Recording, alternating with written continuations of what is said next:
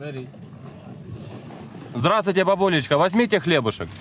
Ой, спасибо, миленький. Держите. Я без хлебушка сижу, спасибо. Дай. Да, давайте я вам еще дам, бабуля. Вот, спасибо, дай вам Бог здоровечка. Не плачьте, не плачьте, Спасибо, бабулечка. Господи, помилуй, спаси вас, Господи, я слепая тягаю.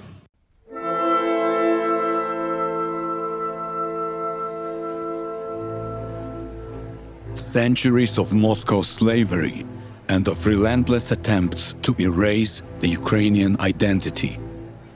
During the years of Soviet terror, more people were killed in Ukraine than anywhere else in the bloodlands that included Poland, Belarus, the Baltic states, and Western Russia.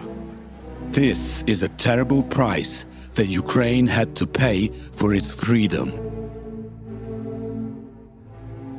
In 2007, a belligerent Putin made his intentions clear to re-establish the Soviet Empire.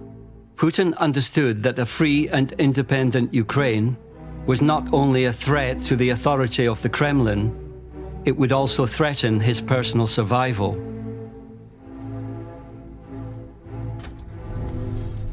Following the Revolution of Dignity, Ukrainians realized that after ousting our pro-Russian president, there was no going back. In Maidan Square, thousands of protesters gathered as bullets and Molotov cocktails exploded around us. In the middle of this crowd, Gennadiy Kurochka looked up through the smoke and, seeing the iconic Independence Monument, remembered the prophetic words of the Ukrainian poet Taras Shevchenko. Поховайте та вставайте. Oh, bury me, then rise ye up, and break your heavy chains, and water with a tyrant's blood the freedom you have gained.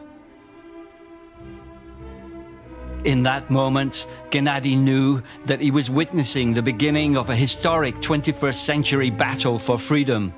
Ukrainians and all the former Soviet states who have suffered under the iron fist of a genocidal tyranny know what is at stake.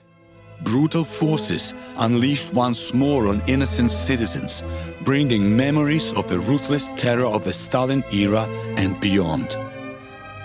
The West must awaken to the harsh reality that for the sake of all our freedom, Ukraine must survive as an independent sovereign state. Freedom is the oxygen of our democracy, the oxygen so many of our predecessors gave their lives for, so that we can live and breathe freely. Their sacrifice, and the sacrifices currently being made by Ukrainians, must not be forgotten. Now is the time to break the shackles of our imprisoned thinking and dare to win, as others have dared before. We must be prepared for a long struggle to defend the values and principles of democracy in the fight against tyranny.